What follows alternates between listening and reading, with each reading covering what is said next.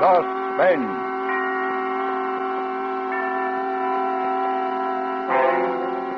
Autolite and its 96,000 dealers present Mr. Ray Milland in Pearls Are a Nuisance, a suspense play produced and edited by William Spears.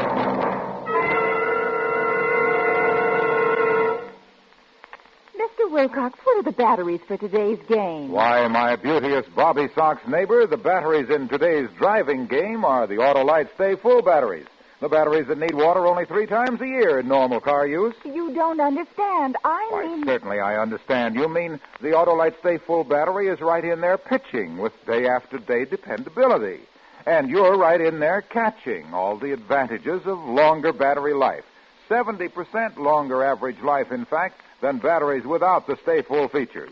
And this is proven by tests conducted according to SAE life cycle standards. But I need baseball. Right over the plate, my girl. The Autolite Stay Full battery has 3 times as much liquid reserve above the plates as batteries without Stay Full features. That's why it needs water only 3 times a year in normal car use. Mr. Wilcox, let's get back to the batteries. For today's car, it's Autolite Stay Full batteries. The batteries that need water only 3 times a year in normal car use. And remember, friends, you're always right with Autolite. And now, with Pearls Are a Nuisance and the performance of Ray Milland, Autolite hopes once again to keep you in suspense.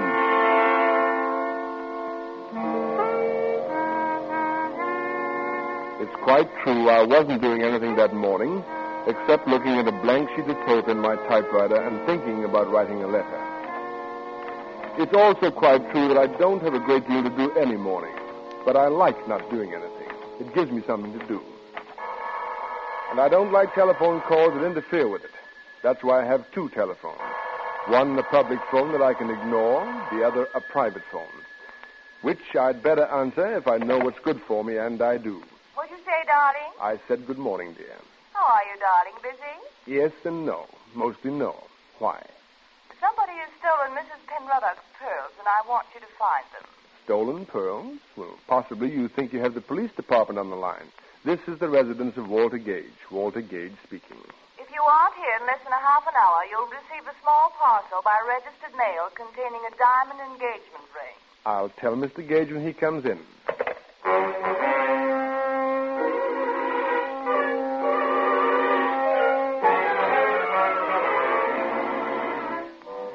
I went naturally. I even hurried. Ellen's voice has that effect on me. I think it's the way she says... Walter, darling. Yes, Ellen? Mrs. Penruddock's pearl necklace has been stolen. So you said on the telephone. My blood pressure remains normal. It's a string of 49 matched pink pearls that Mr. Penruddock gave his wife on their golden wedding anniversary. Only 49 pearls for 50 years of marriage? I wonder which was the bad year. Oh, shut up, darling. Yes, dear. The worst part of it is the pearls are false. False? Evidently, they were all bad years. Don't be silly, Walter.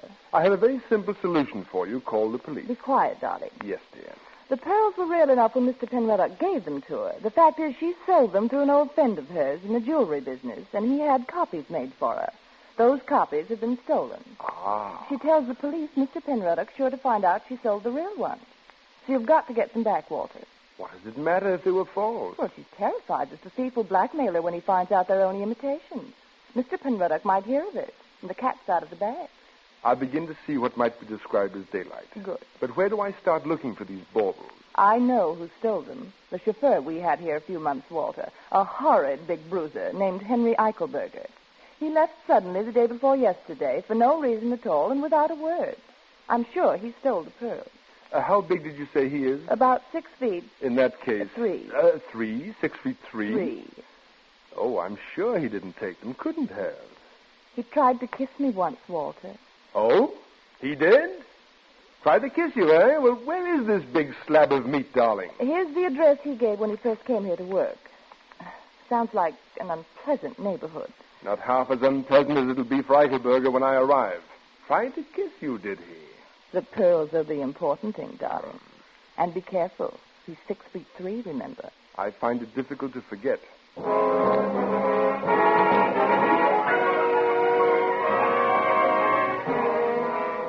Eichelberger's address proved to be a seedy-looking hotel upstairs over a Chinese laundry.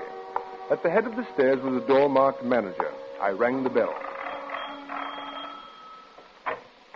Pull up, Bud. Roll. I'm not inquiring for a room. I am looking for one Henry Eichelberger, who I'm informed lives here. Down the hall, Jack. 218. Have the kindness to show me the way. Oh, well, what do you know? A duke, no less. Okay, your lordship. Pick up your feet, eh? Yes, this is it. He's out, eh? Have the goodness to unlock the door. I wish to go in and wait for Eichelberger. $2, and I won't even tell Eichelberger when he comes in, eh? That is the deal. Here's your money. Thanks. If you hear any noises later on, ignore them. Sure, eh?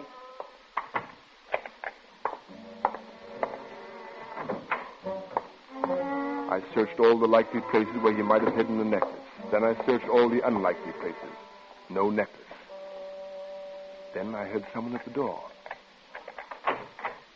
How'd you get in here, Sonny? The explanation of that can wait. I am looking for one Eichelberger. Are you he? Get you a real comedian. Wait till I loosen my belt before you make me laugh. My name is Gage. Walter Gage. Are you Eichelberger? Give me a nickel and I'll tell you. I am the fiancé of Miss Ellen McIntosh. I am informed that you tried to kiss her. What do you mean, try? I hit him rather severely in the left eye. Then the right. Then I gave him a crushing uppercut to the jaw. He looked at me with an air of patient resignation. Oh, well. And then he hit me.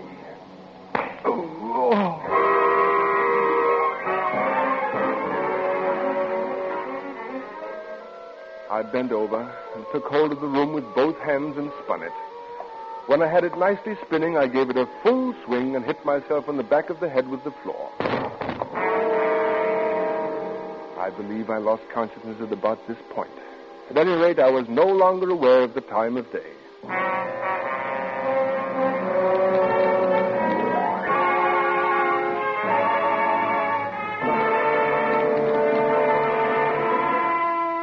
Autolite is bringing you Mr. Ray Milland in Raymond Chandler's satirical detective story, Pearls Are a Nuisance. Tonight's presentation in radio's outstanding theater of thrills, Suspense.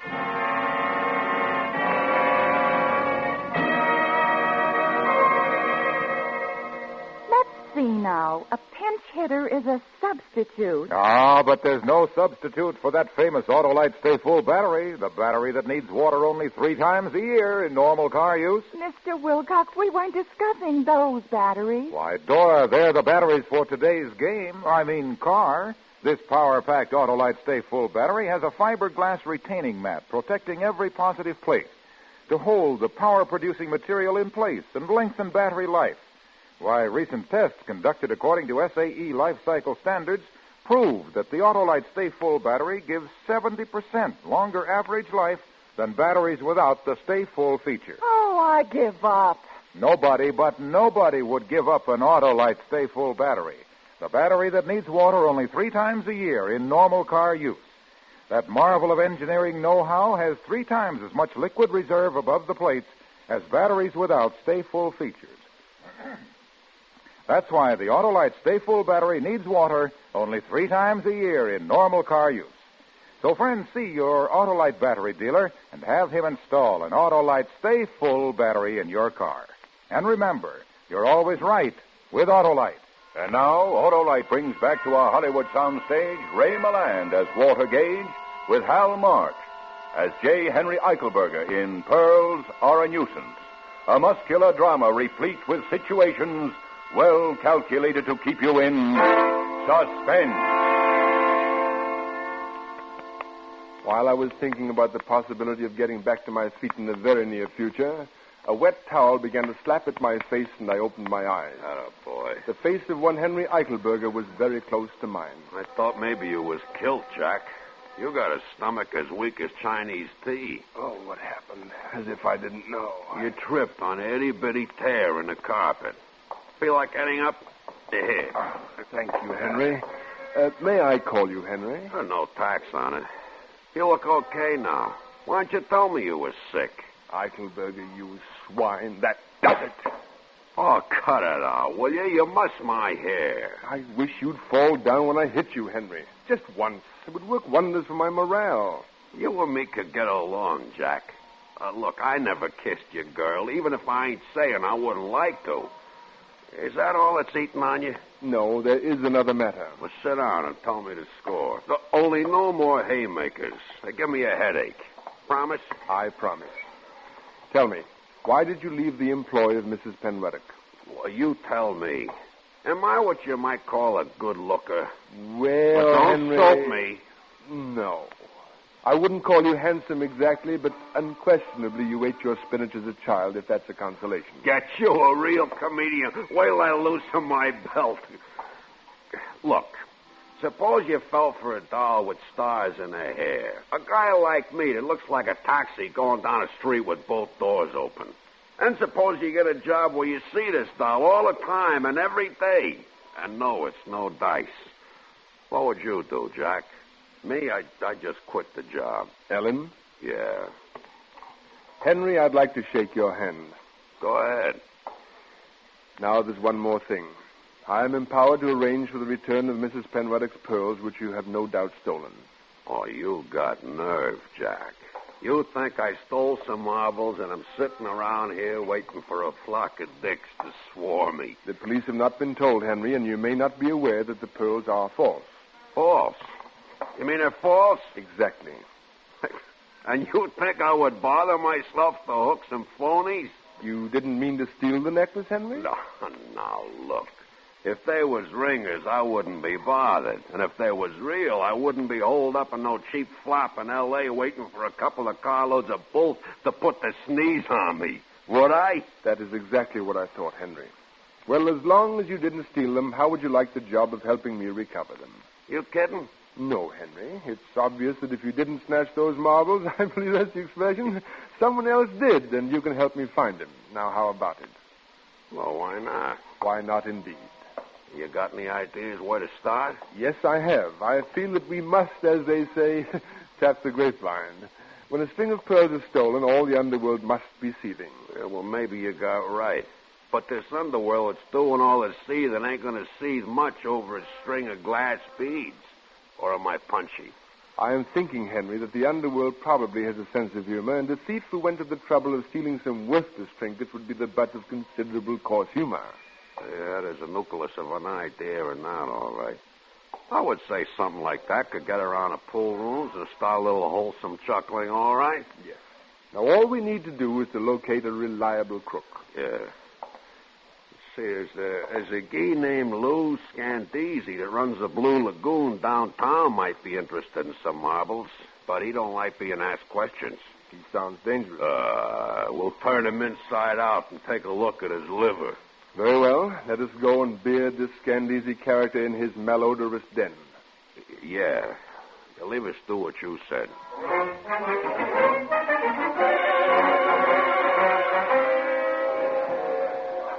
Mr. Scandisi's Blue Lagoon was not difficult to find. It was a rather soiled establishment bathed in an unpleasant blue light. Henry and I went through a small, dim dining room to a door marked private. Wasn't it awful? We didn't even knock.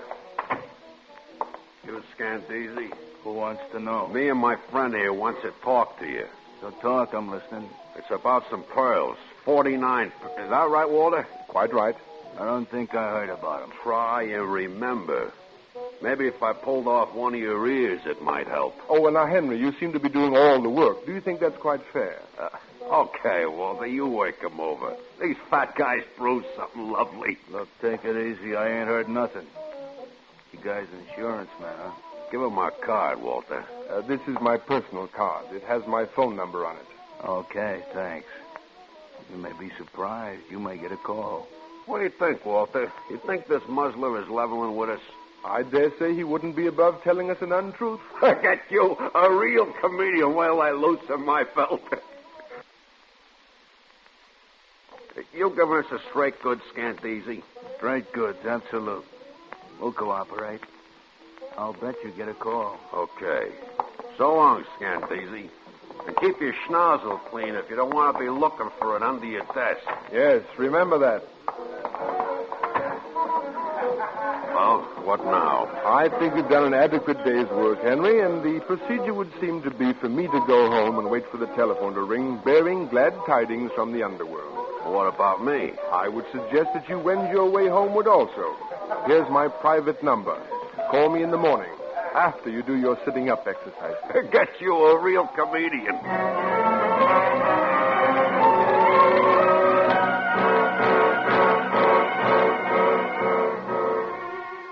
I went home and waited for the phone to ring. I must have fallen asleep after a while. It was quite dark out when the call came through. Well, here goes. Walter Gage speaking. Walter Gage, Acme Insurance Company. Well, when did you become an insurance company? Oh, it's you, Ellen. Well, why didn't you call on the private phone? I didn't have the number handy. You haven't found the pearls yet. How did you know? We just got a phone call. From whom? He wouldn't say.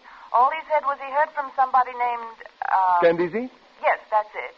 That we were looking for the pearls. Has he found out the pearls are false? No, and I didn't tell him. All right. Now, don't worry. We have an idea how to get them back. We? Who's we? Henry and me.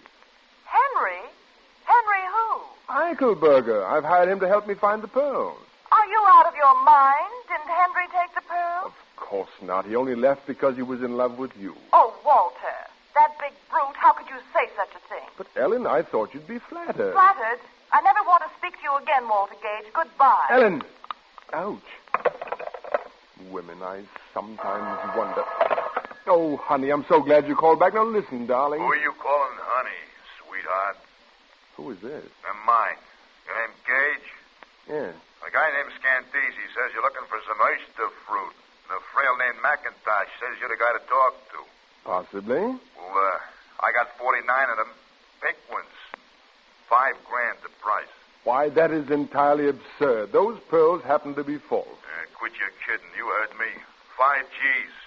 I'll give you until tomorrow afternoon to scrape it together. Then I'll call you and let you know where to meet me.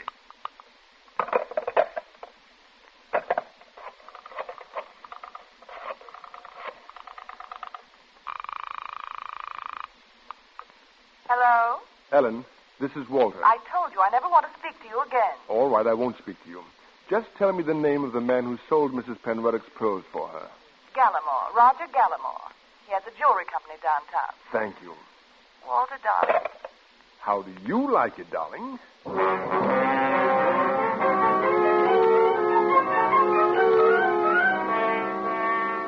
I went to see Mr. Gallimore. He was a tall, pink man of about 70, and he listened to my narrative of events with considerable interest. 5,000 seems like a great deal of money for a string of false pearls. Yes, indeed. That, Mr. Gallimore, is why I came to see you. I believe I can hazard a guess as to the reason for such an exorbitant demand, and I further believe that you are in a position to confirm my impression. And what might that impression be, Mr. Gage? I believe that the pearls are in fact real. You were a very old friend of Mrs. Penruddock, perhaps even a childhood sweetheart. When she gave you the pearls to sell, you did not sell them, Mr. Gallimore. Instead, you gave her $20,000 of your own money and returned the pearls to her, pretending that they were imitations of the original necklace. Son, you think a lot smarter than you talk. Then I am correct? Embarrassingly so, Mr. Gage. The pearls are real. Now, what would you like me to do? Entrust me with $5,000 with which to retrieve them. Son, it is so long since I heard anyone talk the way Jane Austen writes that it is making a sucker out of me. Thank you, sir. I know that my language is a bit stilted.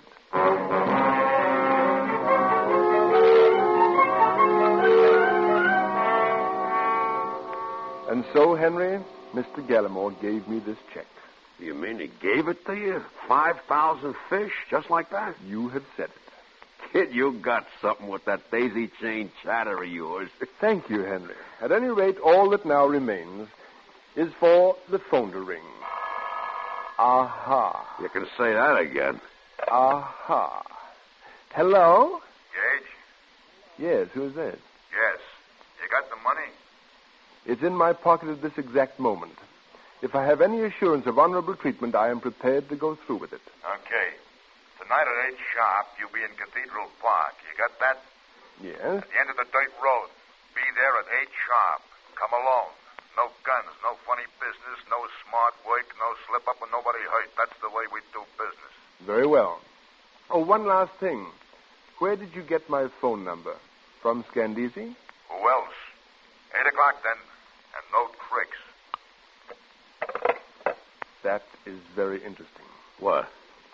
The telephone. Yeah. Hooray for Alexander Graham, what's his name? But what did that guy say?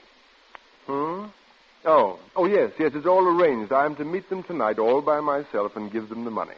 All by yourself, huh? Get you a real comedian. Wait till I loosen my belt. They'll take the dough and leave you laying there bleeding all over yourself, and they'll still have the marbles. I ought to go with you. Henry, it is my duty, and I must brave these monsters and human guys alone and unattended. Of course, I do have a big car, and you could hide on the floor under a rug. It's a cinch. But maybe... Walter, the only thing wrong with you, as far as I can see, you got holes in your head. All I'm trying to do is keep you from getting another one. I'm going with you. So it was settled. Henry was to go with me. That afternoon, I stopped at the bank. 4,200. Where I cashed Mr. Gallimore's check and changed it into $100 bills.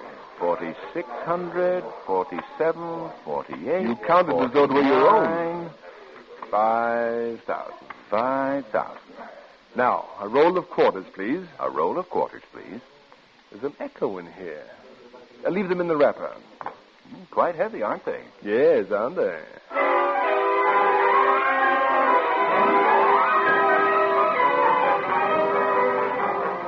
So, late that evening, I found myself in Cathedral Park with Henry Eichelberger, boy, in the back of the car. I was very nervous. I think Henry was also. Neither of us were any too sure of what was going to happen that night. Oh, my back. What's the matter, Henry? Aren't you comfy back there? Oh, I'm comfy, all right. Only my heater keeps digging into me. Ain't we there yet? We're getting close. Now stay down. This is business.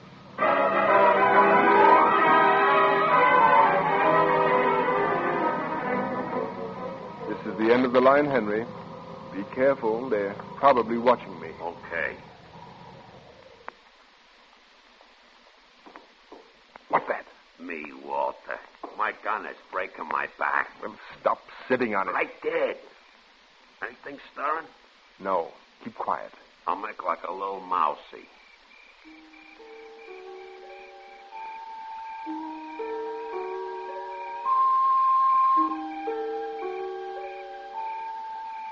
Don't you think we've waited long enough, Henry?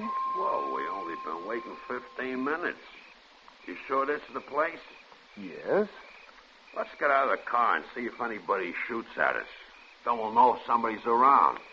That seems to me the difficult way of finding out, but let's try it, as I personally feel sure that there is no one here but you and I.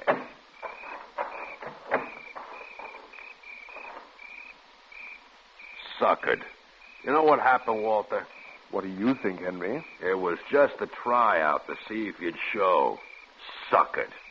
I ought to go back and twist that Scandisi so he spends the rest of his life looking up his left pants leg. Well, Henry, what is the next move? Beat it on home, I guess. Anyhow, I won't need this gun anymore. My back is sore enough from it. We stood there and looked at one another, Henry and I. He doubled his hands into fists and shook them slowly in his sadness. I, too, was melancholy. In the brief time I'd known Henry, I had grown very fond of him. Yeah, that's it, all right. Nothing else to do but beat it on home, Walter. That's all is left to us. I took my right hand out of my pocket. I have large hands. In my right hand nestled the roll of quarters I'd gotten from the bank that morning. My hand made a large and heavy fist around them. Henry didn't notice. What are you looking at me so funny for, Walter? I just wanted to say good night, Henry. Huh? You had 2 strikes on me, and this is the big one. I don't get it, Walter. Oh. He got it then. My fist with nearly a pound of metal in it caught him squarely on the jaw. For a moment, he wavered back and forth on his feet, then... Henry Eichelberger lay motionless on the ground, as limp as a rubber glove.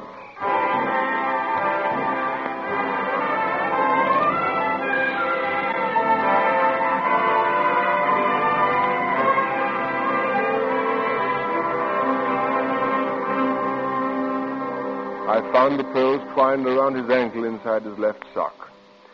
Well, Henry, I said, although he couldn't hear me, you are a gentleman even if you are a thief.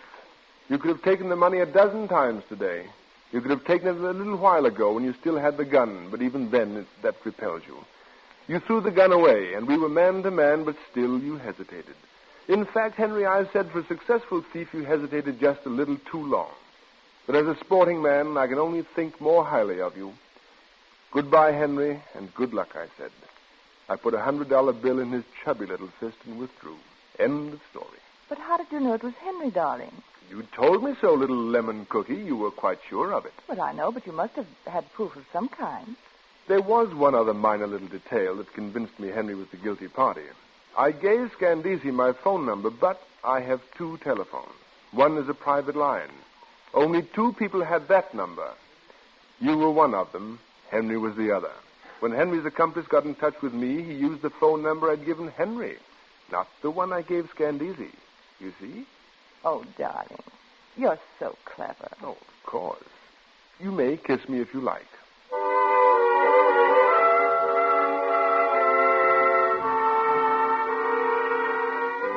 Months after Ellen and I were married, we received a letter postmarked Honolulu. It was from Henry. My dear Walter, due to the bulls finally putting the squeeze on me, I have only just received the joyous tidings that you and Ellen are embarked upon a happy tide of holy matrimony. I am so glad for you. I often think of you, Walter, particularly with an overwhelming curiosity as to what it was you struck me with that night.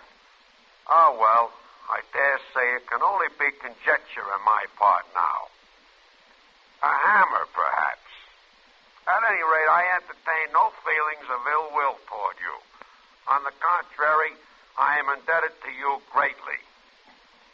The ease with which you talk Mr. Gallimore out of $5,000 has changed my life.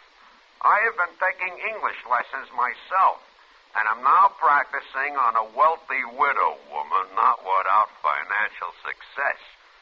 Ah, toujours les sport. Devotedly, Henry. P.S. Was it perchance an anvil? I wonder. You know, Henry wasn't such a bad fellow. All I really disliked him for was his barbaric English. Now he's changed that. Maybe I should have married him. What do you think, Walter? Get you, a real comedian. Wait till I listen to myself.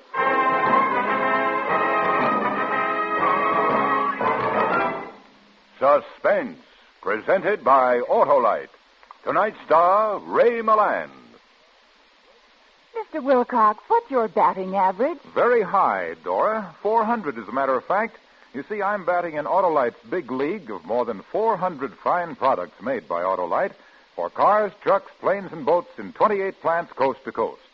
These include complete electrical systems used as original equipment on many makes of America's finest cars.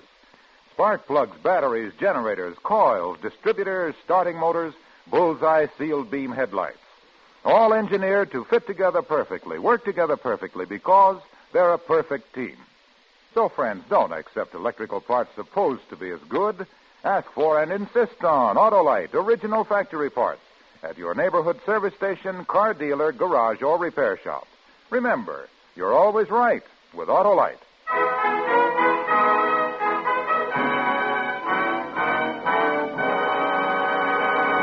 Next Thursday for Suspense, our star will be Agnes Moorehead. The play is called The Chain, and it is, as we say, a tale well calculated to keep you in suspense.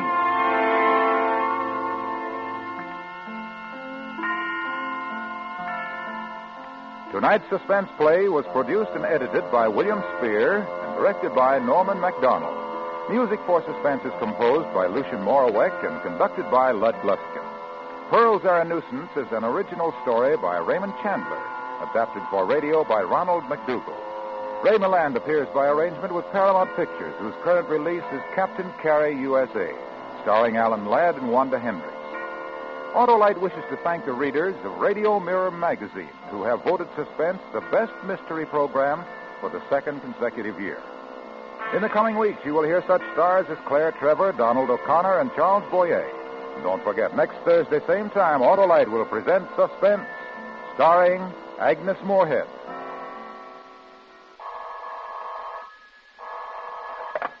You can buy Autolite Stay-Full batteries, Autolite resistor or regular spark plugs, Autolite electrical parts at your neighborhood Autolite dealers. Switch to Autolite. Good night. This is CBS, the Columbia Broadcasting System.